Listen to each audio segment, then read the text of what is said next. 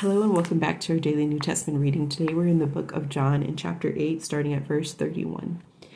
Then Jesus said to those Jews who believed him, "If you abide in my word, you are my disciples indeed, and you shall know the truth, and the truth shall make you free." They answered him, "We are Abraham's descendants, and have never been in bondage to anyone.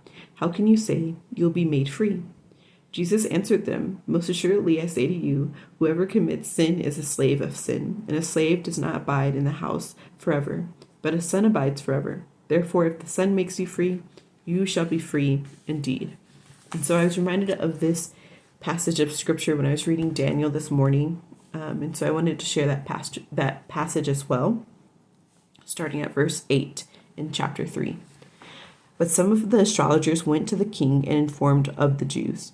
They said to King Nebuchadnezzar, "Long live the king! You issued a decree requiring all the people to bow down and worship the gold statue when they hear the sound of the horn, flute, zither, lyre, harps, pipes, and other musical instruments.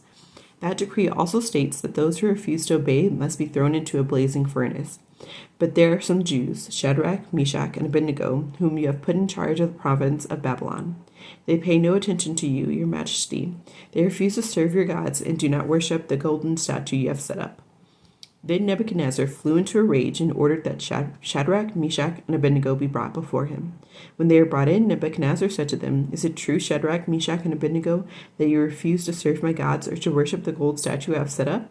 I'll give you one more chance to bow down and worship the statue I have made when you hear the sound of musical instruments. But if you refuse, you'll be thrown immediately into the blazing furnace. And then what God will be able to rescue you from my power?" Shadrach, Meshach, and Abednego replied, "O Nebuchadnezzar, we do not need to defend ourselves before you. If we are thrown into the blazing furnace, the God whom we serve is able to save us. He will rescue us from your power, your majesty.